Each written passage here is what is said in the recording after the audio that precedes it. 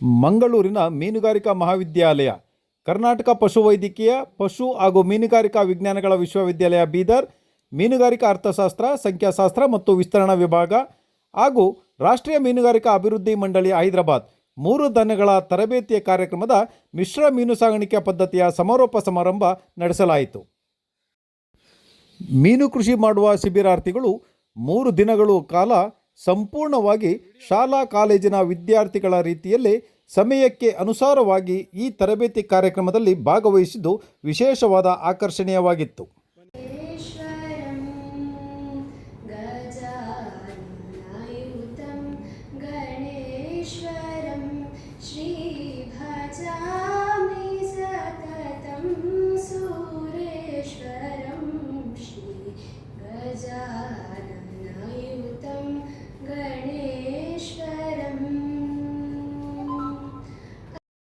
ಸಮಾರೋಪ ಸಮಾರಂಭದಲ್ಲಿ ಶಿಬಿರಾರ್ಥಿಗಳಿಂದ ಅನುಭವ ಹಂಚಿಕೆ ಹಾಗೂ ಗುಂಪು ಚರ್ಚೆ, ವಿಶೇಷವಾಗಿ ಶಿಬಿರಾರ್ಥಿಗಳಿಗೆ ಪ್ರಮಾಣ ಪತ್ರ ವಿತರಣೆ ಮಾಡಲಾಯಿತು. 3 ದಿನಗಳ ತರಬೇತಿ ಕಾರ್ಯಕ್ರಮದಲ್ಲಿ ಮಿಶ್ರ ಮೀನು ಸಾಗಾಣಿಕೆ ಪದ್ಧತಿಗಳು ಬಗ್ಗೆ ಹಾಗೂ ಆ ಕಾರ್ಯಕ್ರಮದ ಸಂಪೂರ್ಣ ಮಾಹಿತಿಯನ್ನು ಮೀನುಗಾರಿಕೆ ಅರ್ಥಶಾಸ್ತ್ರ, ಸಂಖ್ಯಾಶಾಸ್ತ್ರ ಮತ್ತು ವಿಸ್ತರಣಾ ವಿಭಾಗದ ಪ್ರಾಧ್ಯಾಪಕರು ಮತ್ತು ಮುಖ್ಯಸ್ಥರು ಹಾಗೂ ಕಾರ್ಯಕ್ರಮದ ಸಂಯೋಜಕರಾದ ಡಾಕ್ಟರ್ ಎಸ್.ಆರ್. ಸೋಮಶೇಖರ್ ಅವರು ಮಾತನಾಡಿ ತಿಳಿಸಿದರು.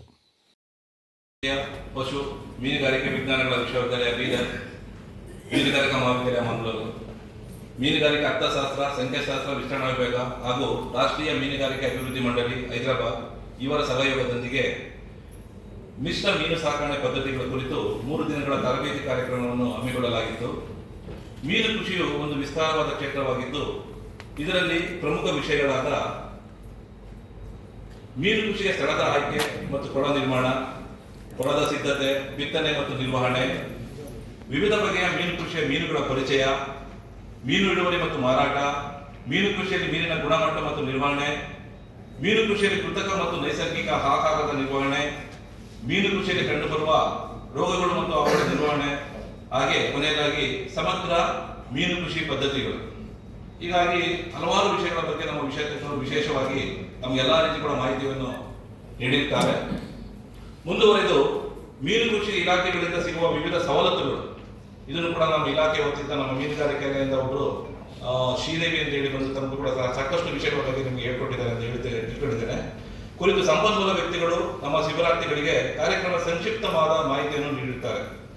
ಈ ತರಬೇತಿ ಕಾರ್ಯಕ್ರಮದ ವಿಶೇಷ ಭಾಗವಾಗಿ ಶಿಬಿರಾರ್ಥಿಗಳು ಶೈಕ್ಷಣಿಕ ಕ್ಷೇತ್ರ ಭೇಟಿ ಮತ್ತು ಮಾಹಿತಿಗಾಗಿ ಮೀನು ಸಾಕಾಣಿಕೆ ಘಟಕಗಳಿಗೆ ಭೇಟಿ ನೀಡಲಾಗಿತ್ತು.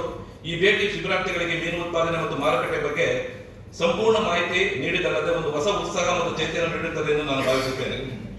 ಈ 3 ದಿನ ತರಬೇತಿ ಕಾರ್ಯಕ್ರಮವನ್ನು ಶಿಬಿರಾರ್ಥಿಗಳು ಸದುಪಯೋಗಪಡಿಸಿಕೊಂಡಿದ್ದಾರೆಂದು ಹಾಗೂ ಈ ಕಾರ್ಯಕ್ರಮವು ಮೀನು ಕೃಷಿಕರ ಸಾಮಾಜಿಕ ಮತ್ತು ಆರ್ಥಿಕ ಭದ್ರತೆಯನ್ನು ಬಲಪಡಿಸುವಲ್ಲಿ ಪ್ರಮುಖ ಪಾತ್ರ ವಹಿಸುತ್ತದೆ ಎಂದು ನಾನು ಭಾವಿಸುತ್ತೇನೆ. ರಾಷ್ಟ್ರೀಯ ಮೀನುಗಾರರ ಸಂಘದ ರಾಜ್ಯ ಅಧ್ಯಕ್ಷರಾದ ಡಾಕ್ಟರ್ ದೇವಿಪ್ರಸಾದ್ ಯಜ್ಮಾಡಿ ಅವರು ಮಾತನಾಡಿ, ಮೀನು ಕೃಷಿ ಮಾಡುವ ಪ್ರತಿಯೊಬ್ಬರೂ ಸ್ವಾಭಿಮಾನಿ ಮೀನು ಕೃಷಿಗಾರರು ಎಂದು ಹೇಳಿಕೊಳ್ಳಬೇಕು.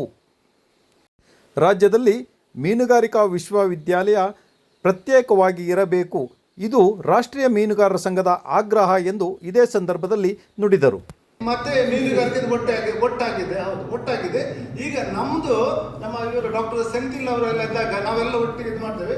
ಈಗ ಮೀನುಗಾರಿಕೆ ಸಪರೇಟ್ ಯೂನಿವರ್ಸಿಟಿ ಮಾಡಬೇಕಂತ ನಮ್ಮ ಬೇಡಿಕೆ. ಅದಕ್ಕೆ ಆ ಬೇಡಿಕೆಗೆ ಯಾವುದು ಮೀನುಗಾರಿಕಾ ಕಾಲೇಜ್, ಅದು ಮೀನುಗಾರಿಕಾ ವಿಶ್ವವಿದ್ಯಾನಿಲಯ ಆಗಬೇಕನ್ನುವಂಥ ನಮ್ಮ ರಾಷ್ಟ್ರೀಯ ಮೀನುಗಾರ ಸಂಘ ಇದಕ್ಕೆ ಸಂಪೂರ್ಣ ಬೆಂಬಲ ಕೊಡ್ತೇವೆ. ದಯವಿಟ್ಟು ಯಾರಾದ್ರೂ ನಮ್ಮ ಪತ್ರಕರ್ತರು ಈ ಪಾಯಿಂಟ್ ಅನ್ನು ಹೈಲೈಟ್ ಮಾಡಿ. ಅದಕ್ಕೆ ನಾವು ಯಾಕಂದ್ರೆ ಇದು ನೋಡಿ, ಇದು ಇದರಿಂದ ಮೀನುಗಾರರ ಪ್ರಾಧ್ಯಾಪಕರಿಗೆ ಏನಾಗಬೇಕಿಲ್ಲ, ಅವರ ಬೇಕಾದ ಸಂಬಳ ಬರ್ತದೆ. ಆದ್ರೆ ಇದರಲ್ಲಿ ಇನ್ನಷ್ಟು ಯಾಕಂದ್ರೆ ಸಾಗರ, ಹೊಳೆಗಳು, ನದಿಗಳು, ಕೆರೆಗಳು ಇದನ್ನೆಲ್ಲ ವ್ಯವಸ್ಥಿತವಾಗಿ ವೈಜ್ಞಾನಿಕವಾಗಿ ಅಭಿವೃದ್ಧಿ ಮಾಡಲಿಕ್ಕೆ ಬಹಳ ಅವಕಾಶ ನೋಡಿ.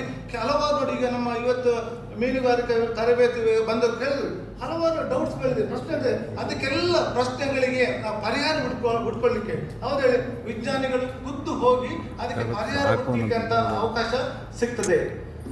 ಈ ರೀತಿ ಹಾಗೆ ಇನ್ನೊಂದು ಮಾತಾಡ್ತೇನೆ ನಾನು.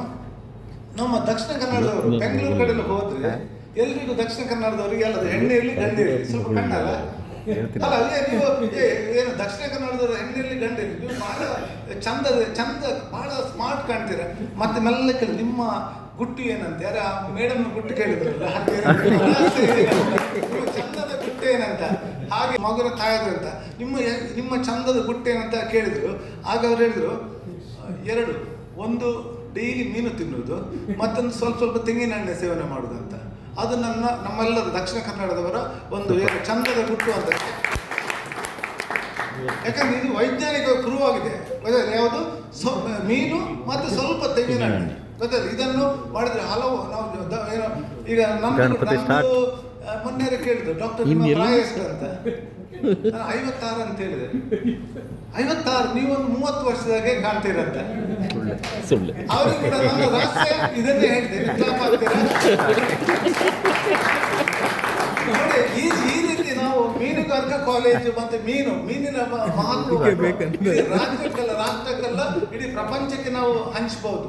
ಹಾಗಾಗಿ ಸೊ ಇದು ಈ ಮೀನಿನ ಬಗ್ಗೆ ನೋಡಿ. ಈಗ ಒಬ್ಬ ನಾವೇನು ಬಯಸ್ತೇನೆ ಅಂದ್ರೆ ಒಬ್ಬ ಕೃಷಿಕ ಒಬ್ಬ ರೈತ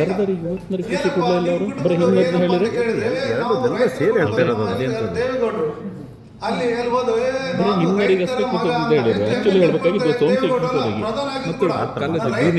ಚಪ್ಪಳ ತರ್ತೀರಿ ನಾನೊಬ್ಬ ರೈತರ. ಅದೇ ರೀತಿ ನಮ್ಮ ಈ ಮೀನುಗಾರರ ಸಮುದಾಯ ಏನಿದೆ ಇವತ್ತೆಲ್ಲ ನೀವೀಗ ಮೀನುಗಾರಿಕೆಗೆ ತರಬೇತಿ ಬಂದವರು ನೀವು ಕೂಡ ಮೀನುಗಾರರೇ ನೀವು ಕೂಡ ಹಾಗೆ. ಸೊ ನಾಳೆ ನೀವು ಯಾರು ಕೇಳಿದ್ರೆ ನೀವು ಏನು ಮಾಡ್ತಿದ್ದೀರಾ, ಒಬ್ಬ ಸ್ವಾಭಿಮಾನಿ ಮೀನುಗಾರ ಅಂತ ಹೆಮ್ಮೆಯಿಂದ ಹೇಳ್ಕೊಳ್ಳೋಂಥದ್ದು. ಇನ್ನೊಂದು ಮಾತಾಡ್ತೇನೆ. ಇವತ್ತು ನಾನು ಮೂಲತಃ ಮೀನುಗಾರ ಸಮುದಾಯದಲ್ಲಿ ಹುಟ್ಟಿದ್ರು ಕೂಡ ನಾನು ವೈದ್ಯ, ಈಗ ನಾನು MBBS MD ಆಗಿದ್ದೇನೆ. ಒಂದು ವೇಳೆ ವೈದ್ಯ ಆಗದಿದ್ರೆ ನಾನು ಏನಾಗ್ತಿದ್ದೆ, ನಾನು ಅತ್ಯುತ್ತಮ ಮೀನುಗಾರ ಆಗ್ತಿದ್ದೆ. ಬಹುಶಃ ನಾನು ವೈದ್ಯನಾಗಿ ಏನು ಹೆಸರು ಗಳಿಸಿದ್ದೇನೆ ಇವತ್ತು ಅದಕ್ಕಿಂತಲೂ ಜಾಸ್ತಿ ಒಬ್ಬ ಅತ್ಯುತ್ತಮ ದೇಶದಲ್ಲಿ ಒಬ್ಬ ಅತ್ಯುತ್ತಮ ಮೀನುಗಾರ ಅಂತ ಒಂದು ಕೀರ್ತಿಯನ್ನು ಪಡೆಯುವ ಸಾಧ್ಯತೆ ಇತ್ತಲ್ಲ.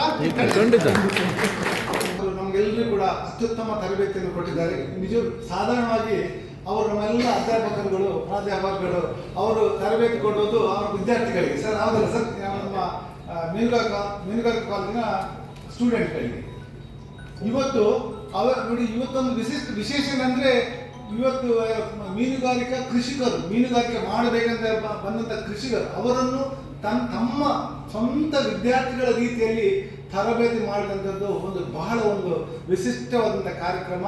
ಮಗದೊಮ್ಮೆ ಅವರನ್ನು ಅಭಿನಂದಿಸಬೇಕಾಗಿ ನಾನು ಹೇಳ್ತೇನೆ.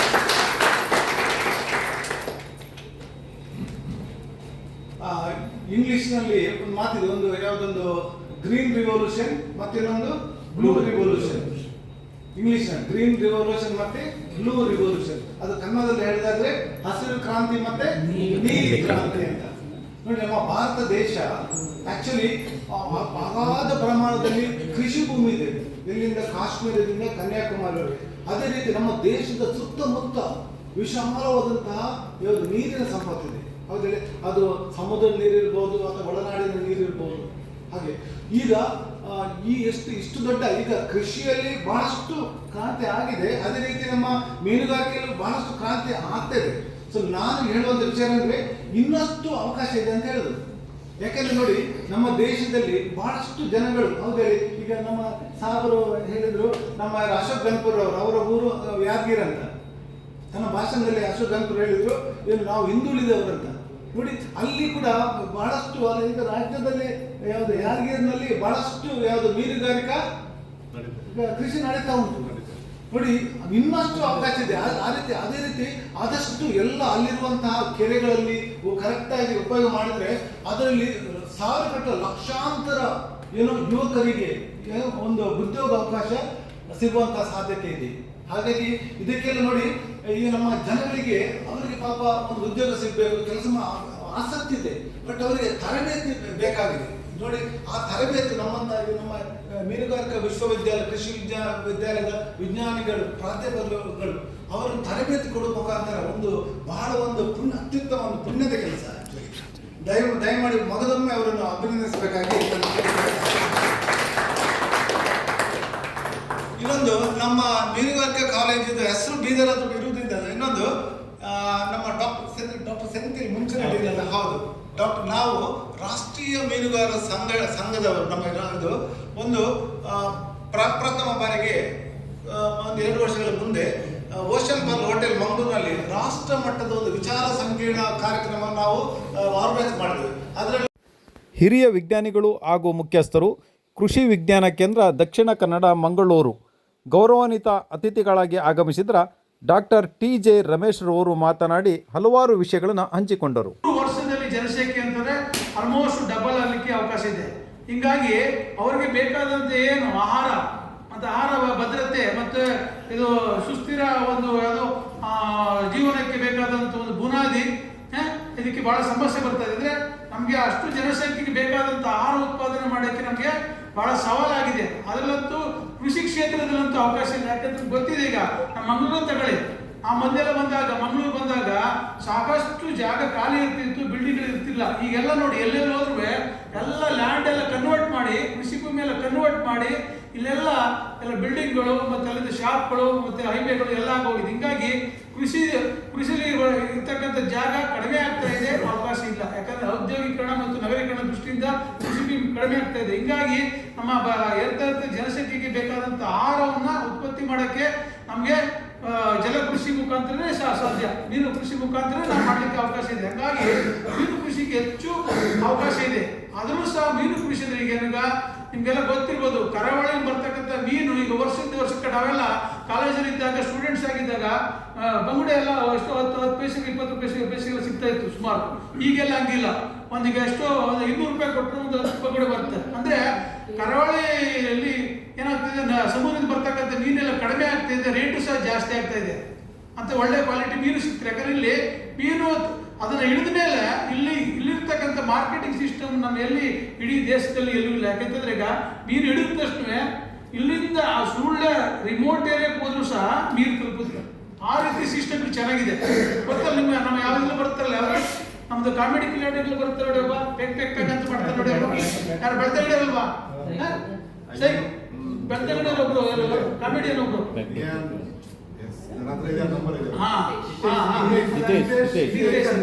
ಅಂದ್ರೆ ಇಲ್ಲಿ ಏನಂದ್ರೆ ಪ್ರತಿಯೊಬ್ಬರಿಗೂ ಈ ಸುಳ್ಳೆ ಇರ್ಬೋದು, ಎಂತ ರಿಮೋಟ್ ಇದ್ರು ಸಹ ಮೀನು ಎಲ್ಲರಿಗೂ ತಲುಪುತ್ತೆ. ಅಂದ್ರೆ ಆ ರೀತಿ ಒಳ್ಳೆ ಮಾರ್ಕೆಟಿಂಗ್ ಸಿಸ್ಟಮ್ ಇದೆ. ಸೈಕಲ್ ಇರ್ಬೋದು ಅದು ವೆಹಿಕಲ್ ವ್ಯವಸ್ಥೆ ಇರ್ಬೋದು, ಎಲ್ಲ ತಲುಪುತ್ತೆ. ಆದ್ರೆ ಏನು ಅಂತಂದ್ರೆ ಎಲ್ಲರಿಗೂ ಮೀನು ಸಿಗುತ್ತೆ, ಆದ್ರೆ ಸಿಗ್ತಕ್ಕಂಥ ಸ್ಥಿತಿಯನ್ನು ಒಳ್ಳೆ ಕ್ವಾಲಿಟಿ ಇರೋದಿಲ್ಲ. ಎಲ್ಲ ಸ್ವಲ್ಪ ವಾಸನೆ ಎಲ್ಲ ಹಾಳಾಗಿ ಇದಾಗಿರುತ್ತೆ. ಆದ್ರಿಂದ ಈ ಒಳನಾಡು ಮೀನು ಕೃಷಿ ಮಾಡಲಿಕ್ಕೆ ಸಾಕಷ್ಟು ಅವಕಾಶ ಇದೆ. ಯಾಕಂತಂದ್ರೆ ಇಲ್ಲಿ ಸಾಕಷ್ಟು ಎಲ್ಲ ರೈತರು ಇರೋದ್ರಿಂದ, ಅತಿ ಸಣ್ಣ ರೈತರು ಸುಮಾರು 80% ಇರೋದ್ರಿಂದ ಏನಾಗುತ್ತಂದ್ರೆ ಎಲ್ಲರೂ ಸಹ ಕೃಷಿಗೆ ಪೂರಕವಾಗಿ ನೀರು ಸೌಕರ್ಯಕ್ಕೋಸ್ಕರ ಎಲ್ಲ ಒಂದು ಫಾರ್ಮ್ ಪಾಂಡ್ ಅಂತ ಮಾಡ್ಕೊಂಡಿರ್ತಾರೆ.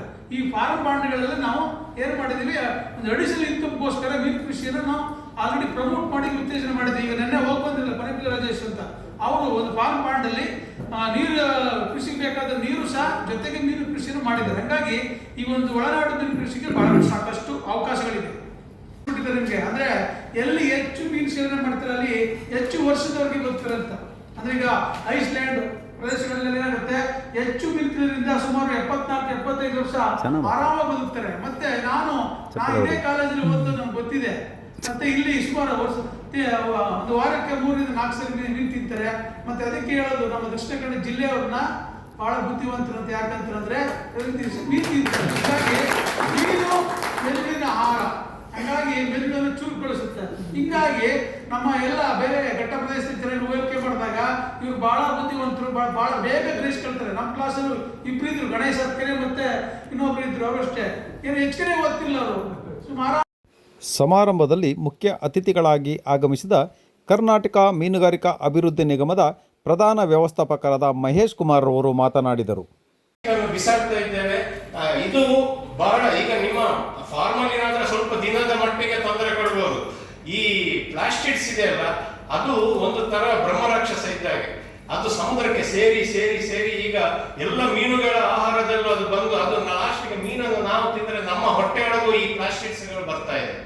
ಆದರೆ ಇದಕ್ಕೆಲ್ಲ ನಮ್ಮ ಪ್ರತಿಯೊಬ್ಬರು ಜಾಗರೂಕರಾಗಿರುವುದು ಮುಖ್ಯ. ಇದಕ್ಕೆ ಸಾಮಾನ್ಯವಾಗಿ ನಾವೇನು ಮಾಡಬೇಕು, ಪ್ಲಾಸ್ಟಿಕ್ ಸಮುದ್ರ ಸೇರುವುದನ್ನು ನಿಲ್ಲಿಸಬೇಕು. ಪ್ಲಾಸ್ಟಿಕ್ ಸಮುದ್ರ ಸೇರೋದು ನಿಲ್ಲಿಸುವುದು ಹೇಗೆ? ಅದರ ಯೋಗ್ಯ ರೀತಿಯ ವೈಜ್ಞಾನಿಕ ವಿಲೇವಾರಿ ಆಗಬೇಕು. ನಾವು ತಿನ್ನುವ ಕಸ ಏನಿದೆ, ನಾವು ಬಿಸಾಡುವ ಕಸ ಏನಿದೆ, ಅದರಲ್ಲಿ ಹಸಿ ಕಸ, ಒಣ ಕಸ ಅದನ್ನು ವಿಂಗಡಣೆ ಮಾಡಬೇಕು. ಒಂದು ವೇಳೆ ಎಲ್ಲ ತರಬೇತಿ ಕಾರ್ಯಾಗಾರದಲ್ಲಿ ಭಾಗವಹಿಸಿದ ರಾಜ್ಯದ ಹಲವು ಭಾಗಗಳಿಂದ ಬಂದ ಶಿಬಿರಾರ್ಥಿಗಳು ಮಾತನಾಡಿ ತಮ್ಮ ಅನಿಸಿಕೆಗಳನ್ನು ಹಂಚಿಕೊಂಡರು. ನೋಡುವಂತ ನಾನು ಸುಮಾರು ಒಂದು 2,000 ಕೋಳಿಯನ್ನು ಸಾಕಿದಾಗ ನನಗೆ ಉಳಿದದ್ದು ಕೇವಲ 1,000 ಮಾತ್ರ. ಯಾಕಂದ್ರೆ ಅದು ಸಮಸ್ಯೆ ಸಹ ಇರುತ್ತದೆ. ಆ ಸಂದರ್ಭದಲ್ಲಿ ಮಳೆ ಬರ್ತಾ ಇತ್ತು. ಮಳೆ ಬಂದು ಏನಾಗಿದೆ ಅಂದ್ರೆ ಕೋಳಿ ಒಂದು ಸೈಡಿಗೆ ಹೋಗುದು, ಸಣ್ಣ ಮರಿ ಅಲ್ಲ, ಭಾರಿ ಕಷ್ಟ ಆಗ್ತಾ ಇತ್ತು. ಆದರೆ ನನಗೆ ಖುಷಿ ತಂದದ್ದು ಏನಂದ್ರೆ 1,000 ಕೋಳಿಯನ್ನು ಮಾರಿ ನಾವು ಇಡೀ ವರ್ಷ ನನ್ನ ಏನೆಲ್ಲ ಸಮಸ್ಯೆಗಳಿತ್ತೋ ಅದನ್ನು ಪರಿಹಾರ ಮಾಡಲಿಕ್ಕೆ ಈ ಸಂಸ್ಥೆ ಸಾಕಾರ ಆಗಿದೆ ಅಂತ ಹೇಳಲಿಕ್ಕೆ ತುಂಬಾ ಆಸೆ ಬರ್ತಾ ಇದೆ. ಆಮೇಲೆ ಸೆಕೆಂಡ್ ನಾವು ಅಕ್ವೇರಿಯಂ ತರಬೇತಿಯನ್ನು ಸಹ ಇಲ್ಲಿ ನಾವು ಪಡೆದಿದ್ದೇವೆ. ಯಾಕಂದ್ರೆ ನಾನು ಒಬ್ಬನೇ ಬರಲಿಲ್ಲ, ಬೇರೆಯವರಿಗೆ ಸಹ ನಮ್ಮೊಟ್ಟಿಗೆ 5-6 ಜನ ಬಂದಿದ್ದಾರೆ. ಯಾಕಂದ್ರೆ ನಾವು ಯಾವ ಕಷ್ಟ ಬಂದಾಗ ನಾವು ಅದನ್ನು ಪ್ರೀತಿಯಿಂದ ಸ್ವೀಕಾರ ಮಾಡಬೇಕು, ಯಾವುದನ್ನು ಕಷ್ಟವನ್ನು, ಆವಾಗ ನಾವು ಯಶಸ್ವಿ ಆಗಲಿಕ್ಕೆ ಸಾಧ್ಯ ಉಂಟು. ಇವತ್ತು ಈ ತರಬೇತಿ ಪಡೆಯುವಾಗ ನಮ್ಮಲ್ಲಿ ಈ ರೀತಿಯ ಸವಲತ್ತನ್ನು ಮಾಡಲಿಕ್ಕೆ ಅವಕಾಶ ಇದೆ. ಯಾವುದಂದ್ರೆ ಸಮಸ್ಯೆ ಇರೋದು ನೆರೆ ಬರುವುದು, ಇದು ಒಂದು ಸಮಸ್ಯೆ ಬಿಟ್ಟರೆ ಬೇರೆ ನಮಗೆ ಜಾಗ ಸಹ ಇದೆ ಬೇಕಾದಷ್ಟು. ಆದರೆ ಮುಂದುವರಿಸಬೇಕಾದ್ರೆ ಕೆಲವು ಸಮಸ್ಯೆಗಳು ಸಹ ಇದೆ. ಯಾಕಂದ್ರೆ ನೆರೆ ಬರ್ತದೆ ಒಂದು ಕಾರಣ. ಇವತ್ತು ವಯಸ್ಸು ಎಂಬುದು ಕೇವಲ ಸಂಖ್ಯೆ ಅಂತ ನಿಮ್ಗೆ ಗೊತ್ತಿರ್ಬೋದು, ಆದರೆ ದಾಖಲೆಗಾಗಿ ಅಂಕಿ. ನೀವು ಗೊತ್ತಿರ್ಬೋದು, ಇವತ್ತು ವಯಸ್ಸಾದವರು ನಮಗೆ ಅವರ ಮಾಹಿತಿಯನ್ನು ಕೊಟ್ಟಿದ್ದಾರೆ. ಅವರ ವಯಸ್ಸು ನಮ್ಮಕ್ಕಿಂತ ಎಷ್ಟೋ ದೊಡ್ಡ 20 ವರ್ಷ 25 ವರ್ಷ ಮೇಲಿದ್ದವರಿಗೆ ಇದ್ದಾರೆ. ಆದರೆ ಇವತ್ತು ಯಾಕಂದ್ರೆ ಅವರ ಒಂದು ತರಬೇತಿ ನನಗೆ ಅನಿಸಿದೆ. ಅಂತೂ ನಾನು ನಮ್ಮ ಊರಿನಲ್ಲಿ ಹೋಗಿ ನಮ್ಗೆ ಸ್ವಲ್ಪ ಜಮೀನಿದೆ, ಅದರೊಳಗೆ ಯಾರಾದರೂ ಮಾಡುವವರು ಇದ್ರೆ ನಾನು ಇದ್ರ ಬಗ್ಗೆ ತುಂಬಾ ಹೇಳ್ತೇನೆ. ಅವರಿಗೆ ಮಾಡುವವರಿದ್ರೆ ನನ್ನ ಜಮೀನಿನಲ್ಲಿ ಯಾವುದೇ ಪ್ರತಿಫಲ ಅಪೇಕ್ಷೆ ಇಲ್ಲದೆ ನಾನು ಒಂದಿಷ್ಟು ಭೂಮಿಯನ್ನು ಅವರಿಗೆ ಕೊಟ್ಟು ಮಾಡಿಸಿಕೊಟ್ಟಿದ್ದೇನೆ. ನನಗೆ ಬಟ್ ನಾನು ಆಕ್ಚುಲಿ ಇದು ಸೆಕೆಂಡ್ ಡೇ ಸಭೆ. ಲಾಸ್ಟ್ ಟೈಮ್ ಸಾಗರದಲ್ಲಿ ಮಾಡಿದಾಗ ನಮ್ಮ BD ರವಿರಲ್ಲಿ ಕರೆದಾಗ ಅಲ್ಲಿ ಹೋಗಿದ್ದೆ, ಒಂದಿನ ಸಭೆ ನೋಡಿದೆ. ಬಟ್ ಆದರೆ ನಿಜವಾಗ್ಲೂ ನಂದು ಕೂಡ master degree, MA in political science ಆಗಿದೆ. ಬಟ್ ನಾನು ಮನೆಯವರು ಕೂಡ ಇಂಜಿನಿಯರ್ ಇದ್ದಾರೆ, ನಂದು ಬಿಸ್ನೆಸ್ ಸಪ್ರೇಟ್. ಬಟ್ ಇಲ್ಲಿ ಬಂದ ಮೇಲೆ 3 ದಿನದಲ್ಲಿ ಅದಕ್ಕಿಂತ ಹೆಚ್ಚಾಗಿ ಇಲ್ಲಿ ಎಲ್ಲ ಸರ್ಗಳಿದ್ದಾರೆ, ಎಲ್ಲ ಸರ್ಗಳಿದ್ದಾರೆ. ಸರ್ ಪ್ರತಿಯೊಬ್ಬರು ಕೂಡ ಅವರು ಸರ್ ಅನ್ನೋದಕ್ಕಿಂತ ಸ್ವಂತ ಬ್ರದರ್ ಆಗಿ ಅವರು ನಮ್ಮನ್ನ ನೋಡಿದ್ರು. ಯಾರು ಬಂದಿದಾರಲ್ಲ, ಇವ್ರು ಯಾವ ಊರಿಂದ ಬಂದಿದ್ದಾರೆ, ಅಯ್ಯೋ ಅಲ್ಲಿ ಕೂಡ್ರಪ್ಪ, ಒಂದ್ ಕಡೆ ನಾವು ನೋಡ್ತಾ ಇರ್ತೀವಿ. ಆ ಭಾವನೆ ಯಾರ ಹತ್ರನೂ ಕಾಣಿಲ್ಲ. ತುಂಬಾ ಖುಷಿಯಾಗಿ ಏನೋ ನಮ್ಮ ಮನೆ ಮಕ್ಕಳು, ನಾವು ಒಂದೇ ಕುಟುಂಬದಿಂದ ಬಂದಿವಿ, ಹಾಗೆ ಎಲ್ಲರೂ ನೋಡಿದ್ವಿ. ಅದೇ ಜೊತೆಗೆ ಮೇಡಮ್ ತಾವು ಕೂಡ ಎಲ್ಲರೂ ತುಂಬಾ ಪ್ರೀತಿಯಿಂದ ಮಾತಾಡಿಸಿದ್ರಿ. ಈ 3 ದಿನ ನಮ್ಗೆ ಒಂದೇ ದಿನ ಅನಿಸ್ತಾ ಇದೆ. ಇವತ್ತು ಹೋಗ್ತಾ ಇದೀವಿ ಅಂದ ತಕ್ಷಣ ಏನೋ ಒಂಥರ ಕಳ್ಕೊಂಡು ಹೋಗ್ತಾ ಇದೀವೇನೋ, ಅದ್ರ ಜೊತೆಗೆ ನಾವು ಪಡ್ಕೊಂಡು ಕೂಡ ಹೋಗ್ತಾ ಇದೀವಿ ಅಂತ ನನ್ನ ಭಾವನೆ ಇದೆ. ನಾವು ಕಳ್ಕೊಂಡು ಹೋಗ್ತೀವಿ ಅಂದ್ರೆ ನಿಮ್ಮ ಪ್ರೀತಿ ಬಾಂಧವ್ಯ ಕಳ್ಕೊಂಡು ಹೋಗ್ತಾ ಇದೀವಿ. ಆದ್ರೆ ಇಲ್ಲಿ ತಗೊಂಡು ಹೋಗ್ತಾ ಇರೋದು 1000 ಪಟ್ಟು ನಾವು ಮುಂದಿನ ಫ್ಯೂಚರ್ ನಾವು ತಗೊಂಡು ಹೋಗ್ತಾ ಇದೀವಿ ಮೀನುಗಾರಿಕೆ. ಹಾಗಾಗಿ ನಾನು ಇವತ್ತು ಮಾತು ಕೊಡ್ತೇನೆ.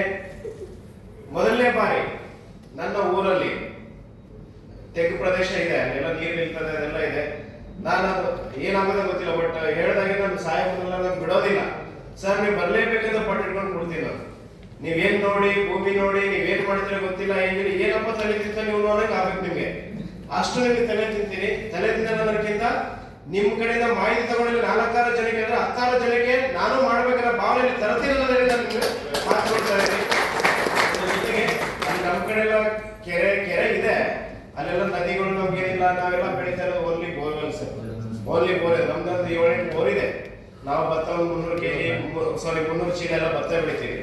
ಆ ಪ್ರದೇಶ ನೀವು ನೋಡಿ, ನಾನು ಒಂದಿನ ನಾನು ಟೈಮ್ ತಗೊಂಡು ನಾನು ಕರೆಸ್ತೇನೆ. ಇನ್ನೊಂದು 2 months ಆದ್ಮೇಲೆ ಆಫ್ಟರ್ ಇದೆಲ್ಲ ಆದ್ಮೇಲೆ ನಾನು ಕರೆಸ್ತೇನೆ. ನೋಡಿ ಅದು ಪಾಸಿಬಲ್ ಇದೆ ಅಂದ್ರೆ ಖಂಡಿತ ನಿಮ್ ಸಹಕಾರ ಮೇಲೆ ಇರ್ಲಿ. ಅಲ್ಲಿ ಏನೇ ಆಗ್ಲಿ ಕೊಳವೆ ಬಾವಿ ಮಾಡ್ಕೊಂಡು ಅದು ನನ್ನ ಲಾಸ್ ಆಗುತ್ತೋ ಬಿಡುತ್ತೋ ಗೊತ್ತಿಲ್ಲ, ನನ್ನ ಪ್ರಯತ್ನ ಮಾಡಿ ಆ ಭಾಗದಲ್ಲಿ ಕೂಡ ನಾನು ಈಗ ಹೋಗಿದ್ದೆ, ಇದೆಲ್ಲ ನನಗೆ ಸಾಥ್ ಕೊಟ್ಟಿದ್ರು, ಇದೆಲ್ಲ ಮಾಡಿದ್ರೆ ಅಂತ ಅಲ್ಲೇ ಒಂದು ಕಾರ್ಯಕ್ರಮ ಮಾಡಿ ನನ್ನಿಂದ 4 ಜನಕ್ಕೆ ಹೆಲ್ಪ್ ಆಗಲಿ ಅನ್ನೋ ಕೆಲಸ ಮಾಡ್ತೇನೆ. ನಮಸ್ಕಾರ. 26 ತಾರೀಕಿಗೆ ಆರಂಭಗೊಂಡ ಈ ಕಾರ್ಯಕ್ರಮವು 3 ದಿನವೂ ತುಂಬಾ ಸುಸೂತ್ರವಾಗಿ ನಡೆದು ಬಂತು. ಈ ಕಾರ್ಯಕ್ರಮದ ಪೂರ್ವ ತಯಾರಿ ಹಾಗೂ ಇಲ್ಲಿನ ವ್ಯವಸ್ಥೆ ತುಂಬಾ ಅಚ್ಚುಕಟ್ಟಾಗಿತ್ತು. ಊಟೋಪಚಾರ ಇರಬಹುದು ಅಥವಾ ನಮ್ಮನ್ನು ಸತ್ಕಾರ ಮಾಡಿದಿರಬಹುದು ಎಲ್ಲವೂ. ಇನ್ನು ವಿಷಯಗಳ ಬಗ್ಗೆ ಸಂಪನ್ಮೂಲ ವ್ಯಕ್ತಿಗಳು ತುಂಬಾ ಅಚ್ಚುಕಟ್ಟಾಗಿ ತುಂಬಾ ಅತ್ಯುತ್ತಮ ರೀತಿಯಿಂದ ಪ್ರಸ್ತುತಪಡಿಸಿರುತ್ತಾರೆ. ಇದು ಕೂಡ ನಮಗೆ ತುಂಬಾ ಉಪಯೋಗಕ್ಕೆ ಬಂದಿರುತ್ತದೆ. ಇನ್ನು ಕಲಿತ ವಿದ್ಯೆ ಕೊನೆತನಕನೂ ಇರುತ್ತದೆ. ಸಂಪತ್ತು, ದುಡ್ಡು ಎಲ್ಲವೂ ಒಂದಲ್ಲ ಒಂದು ದಿನ ನಮ್ಮಿಂದ ದೂರವಾಗಬಹುದು ಅಥವಾ ನಮ್ಮಿಂದ ಕಸಿದುಕೊಳ್ಳಬಹುದು. ಇದು ಒಂದಲ್ಲ ಒಂದು ದಿನ ನಮಗೆ ಉಪಯೋಗಕ್ಕೆ ಬರಬಹುದು. ಎಲ್ಲರಿಗೂ ನನ್ನ ಪರವಾಗಿ ಮತ್ತು ಶಿಬಿರಾರ್ಥಿಗಳ ಪರವಾಗಿ ಧನ್ಯವಾದಗಳು. ಸುದೀನ ಅಂತ ನಾನು ಹೇಳ್ತೇನೆ.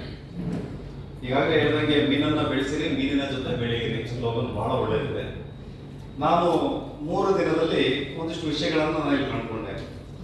ಸುಮಾರು 50 ವರ್ಷ ನನಗೆ ಬಹಳಷ್ಟು ಕಾರ್ಯಕ್ರಮಗಳನ್ನು ನಡೆಸ್ತೇನೆ. ನಾನೊಬ್ಬ ಸಾಮಾಜಿಕ ಕಾರ್ಯಕರ್ತ, ಪತ್ರಕರ್ತ, ಜಿಲ್ಲಾ ಮಟ್ಟ ಮತ್ತು ರಾಜ್ಯ ಮಟ್ಟದಲ್ಲಿ ಒಳ್ಳೊಳ್ಳೆಯ ಒಂದಿಷ್ಟು ಸಂಘಟನೆಗಳಲ್ಲಿ ಗುರುತಿಸುವಂಥ ಕೆಲಸವನ್ನು ಕೊಟ್ಟಿದ್ದಾರೆ. ನಾನು ನನಗೆ ಗೊತ್ತಿರುವಾಗ ಬಹಳಷ್ಟು ಕಾರ್ಯಕ್ರಮಗಳನ್ನು ಮಾಡಿದೆ. ಆ ಕಾರ್ಯಗಳು ಹೇಗಿತ್ತು ಹೇಳಿದ್ರೆ, ಆ ಕಾರ್ಯಗಳನ್ನು ಮಾಡ್ಲಿಕ್ಕೆ ಬರುವಂಥ ರಿಸೋರ್ಸ್ ಪರ್ಸನ್ಸ್ಗಳನ್ನ ನಾನು ಕರೆದಾಗ ನಾನು ಅವ್ರನ್ನ ಮಾತಾಡಿಸ್ಬೇಕಾದ್ರೆ ಡಿಸ್ಟೆನ್ಸ್ ಮೇಂಟೈನ್ ಮಾಡೋದು, ನಾನು ಕರೆದಿರುವಂಥ ವ್ಯಕ್ತಿಗಳಾದರೂ ಸಹ. ಆದರೆ ಇಲ್ಲಿ ನಾನು ನೋಡಿದ್ದು ಡೀನ್ ಅಂದ್ರೆ ಯಾರು, ಅಥವಾ ಸಂಯೋಜಕರು ಯಾರು, ಅಥವಾ ಶಿಬಿರಾರ್ಥಿ ಯಾರು ಅನ್ನೋದು ನಮ್ಮಲ್ಲೇ ಅನುಮಾನ ಶುರುವಾಯಿತು. ನಾನು ಇಲ್ಲಿ ನೋಡ್ತಾ ಇದ್ದೀನಿ, ಮಗನ್ ಸರ್ ಯಾರು ಗೊತ್ತಿಲ್ಲ, ಅಣ್ಣಪ್ಪ ಸರ್ ಯಾರು ಗೊತ್ತಾಗ್ತಿಲ್ಲ, ಸೋಮಶೇಖರ್ ಸರ್ ಯಾರು ಗೊತ್ತಾಗ್ತಿಲ್ಲ, ಡೀನ್ ಸರ್ ಯಾರು ಗೊತ್ತಾಗ್ತಿಲ್ಲ. ಅಂದ್ರೆ ನಾನು ನನ್ನದು ಅನ್ನೋದು ಇದು ಯಾರಲ್ಲೂ ಇಲ್ಲ ಅನ್ನೋದನ್ನ ಕಂಡುಕೊಂಡಂತ ಸ್ಥಳ ಇದೆ. ಸೊ ಒಂದು ವಿಶೇಷ ಅಂತ ಹೇಳಿದ್ರೆ, ನನಗೆ ಗೊತ್ತಿರುವ ಹಾಗೆ ಮೀನಿನ ಬೆಳೆ ಒಂದಿನ ಮಳೆ, ಈ ಮೀನಿನ ಬೆಳೆ ಇದೆಯಲ್ಲ ಒಂದಿನ ಮಳೆ. ನಾವೆಲ್ಲ ಮೀನುಗಾರರು. ನಾನು ಬಹಳಷ್ಟು ಸರಿ ಹೇಳ್ತಿದ್ದೆ, ಮೂಲತಃ ನಾವು ಬೆಸ್ತ ಸಮುದಾಯಕ್ಕೆ ಸಂಬಂಧಪಟ್ಟಂಥದ್ದು. ನನಗೆ ಮೀನಿಗೆ ಗೊತ್ತಿಲ್ಲ, ಬಲೆ ಬೀಸೋದು ಗೊತ್ತಿಲ್ಲ, ಒಣ ಮೀನು ಮಾರೋದು ಗೊತ್ತಿಲ್ಲ, ಮೀನಿನ ಪದ್ಧತಿಗಳು ಹೇಗಿದೆ ಗೊತ್ತಿಲ್ಲ. ಆದ್ರೆ ಮೀನ್ ಬಗ್ಗೆ ಎಲ್ಲೋ ಒಂದ್ ಕಡೆ ಆಸಕ್ತಿ ಇತ್ತು. ನಾನು ಮಾಡ್ಲಿಕ್ಕೆ ಯಾಕಾಗ್ತಿರ್ಲಿಲ್ಲ, ನನ್ನ ಮೊಟ್ಟೆ ತಿಂತಿರ್ಲಿಲ್ಲ. ನಾನು ಮೀನು ಮಾರೋ ಸಮುದಾಯದಲ್ಲಿತ್ತು, ಆ ತರದ ವ್ಯವಸ್ಥೆಯಲ್ಲಿ ಬಂದಂತವ್ರು. ಆದ್ರೆ ನನಗೆ ಮೀನುಗಾರರ ಸಮುದಾಯದಲ್ಲಿ ಹುಟ್ಟಿರೋದ್ರಿಂದ ನಮ್ಮ ಸಮುದಾಯದವರು ಮೀನುಗಾರಿಕೆಯನ್ನ ಬಿಟ್ಟು ಬೇರೆ ಕಡೆ ಹೋಗಬಾರ್ದು ಅನ್ನುವಂತ ಬಹಳಷ್ಟು ಹಂಬಲ ನನ್ನಲ್ಲಿ ಇತ್ತು. ಸೊ ಹಾಗಾಗಿ ಇಡೀ ರಾಜ್ಯಾದ್ಯಂತ, ಎಲ್ಲೋ ಬಳ್ಳಿ ಸಾಗರ ಶಿವಮೊಗ್ಗಕ್ಕೆಲ್ಲ ಸರ್, ಇಡೀ ರಾಜ್ಯಾದ್ಯಂತ ಡಾಕ್ಟರ್ ದೇವಿ ಪ್ರಸಾದ್ ನಮ್ಮ ಟೀಮ್ ಇದೆ, ಒಂದು ರಾಷ್ಟ್ರೀಯ ಮೀನುಗಾರರ ಸಂಘ ಕರ್ನಾಟಕ ಅಂತ. ಡಾಕ್ಟರ್ ಪೂರ್ಣಾನಂದ ಅವ್ರ ಬಗ್ಗೆ ಮಗದವರು ಹೇಳಿದ್ರು, ಅವರು ಸಹ ಅದಕ್ಕೆ ಸಂಬಂಧಪಟ್ಟಾಗೆ ನಮ್ಮೆಲ್ಲರನ್ನ ಕರೆದು ರಾಜ್ಯಾದ್ಯಂತ ಪ್ರವಾಸ ಮಾಡಿದ್ರು. ಆ ಸಂದರ್ಭದಲ್ಲಿ ನಾನು ಹೇಳ್ತಿದ್ದೆ ನಮ್ಮ ಸಮುದಾಯದವರಿಗೆ ಮೀನುಗಾರಿಕೆಯನ್ನ ಮಾಡಿ ಅಂತ. ನಾವು ಹೇಳಿ ಒಂದು 2-3 ತಿಂಗಳ ನಂತರದಲ್ಲಿ 3 ಸಹಕಾರ ಸಂಘಗಳನ್ನ ನಮ್ಮ ಮುದ್ದೇಬೇಡ ಚಂದ್ರಶೇಖರ್ ಅವರು ಬಂದಿದ್ದಾರೆ, ಅಲ್ಲಿದ್ದಾರೆ. ಇವತ್ತು ಇಡೀ ಅಲ್ಲಿ ಒಂದು 8-10 ಕೆರೆಗಳನ್ನು ಹಿಡಿಯುವಂತ ವ್ಯವಸ್ಥೆ ಆಯಿತು. ನಾನು ಮೀನು ಮಾಡಲಿಲ್ಲ, ನಾನು ಮೀನು ಮಾರಲಿಲ್ಲ, ಆದರೆ ಅವರಿಗೆ ಒಂದಿಷ್ಟು ಸಹಕಾರಿಯಾಗಲಿಕ್ಕೆ ಕಾರ್ಯಕ್ರಮವಾಗಿ ನಾನು ನಿಂತ್ಕೊಂಡೆ. ಇವತ್ತನೇ ಈ ಕಾರ್ಯಾಗಾರ ನಡೀಬೇಕಾದ್ರೆ ನನಗೆ ಫಸ್ಟು ಮೀನುಗಾರರ ಟ್ರೈನಿಂಗ್ ನಮ್ಮ ಶಿವಮೊಗ್ಗದಲ್ಲಾದಾಗ ನಾನು ಬಹಳಷ್ಟು ಜನ ಕಳಿಸಿದ್ದೆ. ಅದರಲ್ಲಿ ನಾನು ಇರಲೇಬೇಕು ಅಂತ ನನ್ನ ಜೊತೆ ಒಂದು 2 ಜನ ಸೇರಿಸ್ಕೊಂಡು ನಾನು ಕೇಳಿದೆ, ಸರ್ ಡೀನ್ ಸರ್, ನನಗೆ ಇಲ್ಲಿ ಒಂದು 50 ಜನನ ಅವಕಾಶ ಕೊಡಿ ಅಂತ. ನನಗೆ ಗೊತ್ತಿಲ್ಲ, ಸಮಯಗಳ ನನಗೆ ಅರಿವೇ ಇಲ್ಲ. ಪಾಪ ಮೇಡಮ್ ಅವ್ರಿಗೆ ಕೇಳಿದ್ದೇನೆ, ಸೋಮಶೇಖರ್ ಸರ್ ಕೇಳಿದ್ದೇನೆ, ವಂದನಾ ಮೇಡಮ್ ಮತ್ತೆ ಮಮತಾ ಮೇಡಮ್ ಅಂತೂ ನನಗೆ ಸಮಯ ಬಿಟ್ಟು ಸಹ ಅವ್ರ ಜೊತೆ ಮಾತಾಡ್ತಾನೆ, ದಯವಿಟ್ಟು ಸಮಯ ಇರಲಿ. ಸೊ ಇದ್ರ ಜೊತೆಗೆ ಒಂದು ವಿಷಯ ಇದೆ, ನನಗೆ ಗೊತ್ತಿರೋದನ್ನ ಬರ್ತಿದ್ದೀನಿ. ಅದು ಕವಿತೆ ಅನ್ಕೊಳ್ಳಿ, ಕವನ ಅನ್ಕೊಳ್ಳಿ, ಹರಿಕವನ ಅನ್ಕೊಳ್ಳಿ, ಗೊತ್ತಿಲ್ಲ.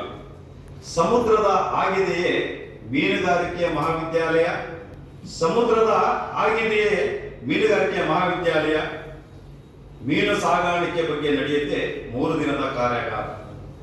ಸಮುದ್ರದಲ್ಲಿ ಸಿಗುವ ಮುತ್ತು ರತ್ನಗಳಂತೆ ಸಿಕ್ಕಿತು ಹಲವಾರು ವಿಷಯಾನುಸಾರ. ಸಮುದ್ರದಲ್ಲಿ ಸಿಗುವ ಮುತ್ತು ರತ್ನಗಳಂತೆ ಸಿಕ್ಕಿತು ಹಲವಾರು ವಿಷಯಾನುಸಾರ. ಸಮುದ್ರದಲ್ಲಿರುವ ಹಲವು ವಿಶೇಷ ಮೀನುಗಳಂತೆ ವಿಶೇಷ ತಜ್ಞರಿರುವ ಈ ಮಹಾವಿದ್ಯಾಲಯ. ಸಮುದ್ರದಲ್ಲಿರುವ ಹಲವು ವಿಶೇಷ ಮೀನುಗಳಂತೆ ವಿಶೇಷ ತಜ್ಞರಿರುವ ಮಹಾವಿದ್ಯಾಲಯ, ಅದುವೇ ಮೀನುಗಾರಿಕಾ ವಿಶ್ವವಿದ್ಯಾಲಯ. ಸಮುದ್ರದಲ್ಲಿ ಸಿಗುವ ಮುತ್ತು ರತ್ನಗಳಂತೆ ಕಂಡವು ವಂದನಾ ಮಮತಾ. ಸಮುದ್ರದಲ್ಲಿ ಸಿಗುವಂತಹ ಮುತ್ತು ರತ್ನಗಳಂತೆ ಕಂಡವು ವಂದನಾ ಮಮತಾ. ಶಾರ್ಕ್ ಮೀನಿನಂತಿರುವ ಶಿವಕುಮಾರ ಮಗದ, ಶಾರ್ಕ್ ಮೀನಿನಂತಿರುವ ಶಿವಕುಮಾರ ಮಗದ ಆನಂದ ಮುಖದ ವನ್ನಾನಂದ. ಮಳೆ ಬೀಸಿದಷ್ಟು ಕಡಲಲ್ಲಿ ಸಿಗುವ ಹಲವು ಜಾತಿಯ ಮೀನಿನಂತೆ ಅನುಭವದ ಸಾರವನ್ನು ಬಿಚ್ಚಿಟ್ಟ ಅಂಬಿಗರ ಆಂಜನೇಯ ಸರ್, ರಾಕೇಶಕ್ಕೆ ಅಮೋಘ ಮಂಜುಳೇಶ ಪೈ, SM ಶಿವಪ್ರಕಾಶ್, ಹೀಗೆ ಹಲವಾರು ಶಕ್ತಿಯ ವ್ಯಕ್ತಿಗಳು. ಇವೆಲ್ಲರೂ ಒಂದೆಡೆ ಬಲೆ ಬೀಸಿ ಸೇರಿಸಿದ್ದೆ ಡಾಕ್ಟರ್ ಸೋಮಶೇಖರ್. ಹೀಗೆ ಜಮ್ಮು ಕಾಶ್ಮೀರದಿಂದ ನಮಗೆ ಅನುಭವದ ಅಮೃತಗಳು, ಜಮ್ಮು ಕಾಶ್ಮೀರದಿಂದ ನಮಗೆ ಅನುಭವದ ಅಮೃತ ಹೀಗೆ ಅಮೃತಧಾರಿಯಾಗಿ ನಡೆಯಿತು 3 ದಿನದ ಮೀನುಗಾರಿಕೆಯ ಕಾರ್ಯಾಗಾರ. ಅದುವೇ ನಮ್ಮ ಜೀವನಕ್ಕೆ ಆಧಾರ. ಈ 3 ದಿನದ ಕಾರ್ಯಾಗಾರ ನಮ್ಮ ಜೀವನಕ್ಕೆ ಆಧಾರ. ಕೊನೆಗೂ ಗೊತ್ತಾಯಿತು ಮೀನಿನ ಬೆಳೆ. ಧನ್ಯವಾದ. 3 ದಿನಗಳ ತರಬೇತಿ ಕಾರ್ಯಕ್ರಮದಲ್ಲಿ ಮೀನುಗಾರಿಕಾ ಮಹಾವಿದ್ಯಾಲಯದ ಪ್ರಾಧ್ಯಾಪಕರಾದ ಡಾಕ್ಟರ್ ಶಿವಕುಮಾರ್ ಮಗದ್ ವಿಷಯಗಳ ಸಮಗ್ರ ಮಾಹಿತಿ ನೀಡುವುದರಲ್ಲದೆ ಹಾಸ್ಯ, ಕತೆ, ಕವನಗಳ ಮೂಲಕ ಶಿಬಿರಾರ್ಥಿಗಳ ಮನ ಗೆದ್ದರು. ನಾನು ಜನ ಇರುವಂಥ ದೊಡ್ಡ ಕಲಾಮಂದಿರ ಆಗ್ತಾನೆ ಮೈಸೂರು ಓಪನ್ ಆಗಿತ್ತು. ಕಲಾಮಂದಿರ ಇದೆಯಲ್ಲ, ಓಪನ್ ಆಗಿದ್ದು ಅವಾಗ. ಇಬ್ಬರು ಸ್ಟೇಜ್ ಮೇಲೆ ಇದ್ದೀವಿ. ಅವರು ಸ್ವಾಮೀಜಿ ಕರೆಂಟ್ ಆಯ್ತು, ಈ ಥರ ಪಟ್ಟಂತ ಬರ್ತಿಲ್ಲ, ಇನ್ನು ಜನರೇಟರ್ 5 ನಿಮಿಷ ಆದ್ಮೇಲೆ ಬಂತು. ಆಗ ಅವ್ರು ಹೇಳಿದ್ರು, ಪೂರ್ಣಾನಂದ ಅವ್ರು ಹೇಳಿದ್ರು, ಶಿಷ್ಯ ಕತ್ತಲಿನಿಂದ ಬೆಳಕಿಗೆ ಬರಲು ಇಷ್ಟೊತ್ತು ಬೇಕಾಯಿತು. ಸರಿ, ನಾನು ಪೊಲಿಟಿಷಿಯನ್ ಪಾತ್ರ ಬಂದೆ. ನಿಮ್ಮನ್ನೆಲ್ಲ ಜೀವನದಲ್ಲಿ ಮೇಲೆತ್ತಬೇಕು ಅಂತ ನನ್ನ ರಂಗಪ್ಪ ಅನ್ನೋ ಹೆಸರನ್ನ ಎತ್ತಪ್ಪ ಅಂತ ಚೇಂಜ್ ಮಾಡ್ಕೊಳ್ತೀನಿ. ಇನ್ಮೇಲೆ ನನ್ನ ಹೆಸರು ರಂಗಪ್ಪ ಅಲ್ಲ, ನನ್ನ ಹೆಸರು ಎತ್ತಪ್ಪ ಅಂತ. ನನ್ನ ಗುರುತು JCB ಈ ಥರ ಹಾಗೇನೋ ಅದು ಕ್ರೇಟ್ ಅಂತ ಇಟ್ಕೊಳ್ತೀನಿ ಅಂತ ಹೇಳಿದೆ. ಆಗ ನನ್ನ ಶಿಷ್ಯ ಬಟಾಲಗಳು ಎತ್ತಪ್ಪನವರಿಗೆ ಅಂತಾರೆ, ಜೈ ಅನ್ಬೇಕು. ಅಲ್ಲಿ 30-40 ವಿಶ್ವವಿದ್ಯಾಲಯ ಇದ್ರು ಇಡೀ ದಕ್ಷಿಣ ಭಾರತದ. ಕರ್ನಾಟಕದ ಅಷ್ಟು ಜನ ಇದ್ರಲ್ಲ, ಎಲ್ಲ ಧಿಕ್ಕಾರ ಲಕ್ಷಣ ಮಾಡ್ಬಿಟ್ರು. ಧಿಕ್ಕಾರ ಏನು ಮಾಡೋದು? ಆಗಿನ್ನು ಮೈಕ್ರೋಫೋನ್ ಇಲ್ಲ. ಮೈಕ್ ಹತ್ರ ಹೋಗ್ಬಿಟ್ಟು ವಜ್ರ ಮನೆ ಅಷ್ಟೇ, ಹೇ ವಜ್ರ ಬಾಯಿ ನಮ್ಮ ಶಿಷ್ಯನ ಕತೆ ಹೇಳಿದೆ. ಇವ್ರಿಗೆಲ್ಲ ಜೈನ ದುಡ್ಡು ಕೊಟ್ಟಿಲ್ವಾ ಅಂದೆ. ಬುದ್ಧಿ ಕೊಟ್ಟಿದೆ ಅಲ್ಲ, ಪುನಃ ಒಂದಷ್ಟು ಸ್ಟಾರ್ಟ್ ಮಾಡ್ಬಿಟ್ಟು ತಗೋ, ಎಲ್ರಿಗೂ ದುಡ್ಡು ಕೊಟ್ಬಿಟ್ಟು ಜೈನ ಕೇಳೋದೆ. ಆ ಪಾಯಿಂಟ್ಗೋಸ್ಕರ ಎಲ್ಲರೂ ಜೈನ ಶುರು ಮಾಡಿದ್ರು. ಸೊ ಮಹಾಪ್ರಭು ನಾನು ಭಾಳ ಆತ್ಮೀಯರು ಹೇಳಿ. ಪೂರ್ಣಾನಂದ ಅವರು ಅದ್ಭುತ ನಾಟಕಕಾರ, ಬೀದಿ ನಾಟಕಗಳನ್ನು ಈ ಕ್ಯಾಂಪಸ್ಸಲ್ಲೇ ಮಾಡೋದು. JKV ಮಾಡಿದ್ದಾರೆ. ಆಯ್ತಾ, ನನ್ನ ಒಳ ಆತ್ಮೀಯ ಸ್ನೇಹಿತ. ಎಲ್ಲಿ ಸೇರಿ ವೆಟರ್ನರಿ ಡಾಕ್ಟರ್ ಅವರು. ಹೌದಾ? ಪ್ರಶ್ನೆ ಸಣ್ಣ ಪ್ರಮಾಣದ ಮೀನು ಸಾಕಾಣಿಕೆ ಯಾತಕ್ಕೆ ಮಳೆ ಹೋದವೋ ಶಿವ ಶಿವ ಲೋಕ ತಲ್ಲಣಿಸುತ್ತಾವೋ. ಬೇಕಿಲ್ಲದಿದ್ದಾರೆ ಬೆಂಕಿಯ ಮಳೆ ಸುರಿಸಿ, ಬೇಕಿಲ್ಲದಿದ್ದ ದೇವ್ರಿಗೆ ಹೇಳ್ತಾ ಇದ್ದು ನಿನಗೆ ಬೇಡವಾ ನಾವು. ಬೇಕಿಲ್ಲದಿದ್ದಾರೆ ಬೆಂಕಿಯ ಮಳೆ ಸುರಿಸಿ, ಉರಿಸಿಕೊಳ್ಳಲು ಬಾರದೆ. ಯಾತಕ್ಕೆ ಮಳೆ ಹೋದವೋ ಶಿವ ಶಿವ ಲೋಕ ತಲೆಣಿಸುತ್ತಾವೋ.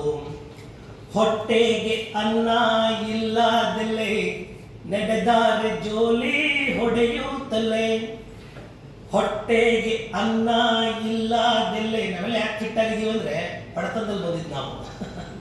ಹೊಟ್ಟೆಗೆ ಅನ್ನ ಇಲ್ಲದೆಲೆ ನಡೆದಾರೆ ಜೋಲಿ ಹೊಡೆಯುತ್ತಲೇ. ಪಟ್ಟದಾನೆ ಎಂದ ಸ್ತ್ರೀಯಾರು ಸೊರಗಿ, ಪಟ್ಟದಾನೆ ಎಂದ ಸ್ತ್ರೀಯಾರು ಸೊರಗಿ, ಸೀರೆ ನಿಲ್ಲೋದಿಲ್ಲ ಸೊಂಟಾದಲೇ. ಯಾತಕ್ಕೆ ಮಳೆ ಹೋದವೋ ಶಿವ ಶಿವ ಲೋಕ ತಲ್ಲಣಿಸುತ್ತಾವೋ. ಹಸುಗೂಸು ಹಸಿವಿಗೆ ತಾಳಾಗಲೇ, ಅಳುತ್ತಾರೆ ರೊಟ್ಟಿ ಕೇಳುತ್ತಲೇ. ಹಸುಗೂಸು ಹಸಿವಿಗೆ ತಾಳಾಗಲೇ, ಅಳುತ್ತಾವೆ ರೊಟ್ಟಿ ಕೇಳುತ್ತಲೇ. ಹಡೆದ ಬಾಣಂತಿಗೆ ಅನ್ನವು ಇಲ್ಲದಲೆ, ಹಡೆದ ಬಾಣಂತಿಗೆ ಅನ್ನವು ಇಲ್ಲದಲೆ. ಏರುತ್ತಾವೆ ಮೊಳಕೈಗೆ ಬಳೆ. ಯಾತಕ್ಕೆ ಮಳೆ ಹೋದವೋ ಶಿವ ಶಿವ ಲೋಕ ತಲ್ಲಣಿಸುತ್ತಾವೋ. ಶಿವ ಶಿವ ಲೋಕ ತಲ್ಲಣಿಸುತ್ತಾವೋ. ಒಕ್ಕಾಲು ಮಕ್ಕಳಂತೆ ಅವರಿನ್ನು ಮಕ್ಕಳನ್ನು ಮಾರುಂಡರು. ಕಾಸಲ್ಲೇ ಮಕ್ಕಳನ್ನೇ ಮಾರ್ಬಿಟ್ರು ಆ ಸಮಯದಲ್ಲಿ ಅಂತ ಒಂದು ನಿಜವಾದ ಸತ್ಯಕತೆ ಇದು. ಒಕ್ಕಾಲು ಮಕ್ಕಳು ಮಾರ್ಬಿಟ್ರು ಅಂದ್ರೆ ಜೀತಕ್ಕಿದ್ರು ಅಂತ. ಒಕ್ಕಾಲು ಮಕ್ಕಳಂತೆ ಅವರಿನ್ನು ಮಕ್ಕಳನ್ನು ಮಾರುಂಡರು, ಮಕ್ಕಳನ್ನು ಮಾರುಂಡು ದುಃಖವನ್ನು ಮಾಡುತ್ತಾರೆ, ಮಕ್ಕಳನ್ನು ಮಾರುಂಡು ದುಃಖವನ್ನು ಮಾಡುತ್ತಾರೆ. ಮುಕ್ಕಣ್ಣ ಮಳೆ ಕರುಣಿಸೋ ಯಾತಕ್ಕೆ ಮಳೆ ಹೋದವೋ ಶಿವ ಶಿವ ಲೋಕ ತಲ್ಲಣಿಸುತ್ತಾವೋ. ಬೇಕಿಲ್ಲದಿದ್ದಾರೆ ಬೆಂಕಿಯ ಮಳೆ ಸುರಿಸಿ, ಬೇಕಿಲ್ಲದಿದ್ದಾರೆ ಬೆಂಕಿಯ ಮಳೆ ಸುರಿಸಿ ಉರಿಸಿಕೊಳ್ಳಲು ಬಾರದೆ. ಯಾತಕ್ಕೆ ಮಳೆ ಹೋದವೋ ಶಿವ ಶಿವ ಲೋಕ ತಲ್ಲಣಿಸುತ್ತಾವೋ. ಈಚೆ 3 ದಿನಗಳ ತರಬೇತಿ ಕಾರ್ಯಕ್ರಮದ ಸಹಾಯಕ ಸಂಯೋಜಕರಾಗಿ Shrimati Vandana K, Shri Manjulesh Pai, doctor Amogh KR ಹಾಗೂ ಮೀನುಗಾರಿಕಾ ಮಹಾವಿದ್ಯಾಲಯದ ಎಲ್ಲ ಉಪನ್ಯಾಸಕ ವರ್ಗದವರು ಉಪಸ್ಥಿತರಿದ್ದರು.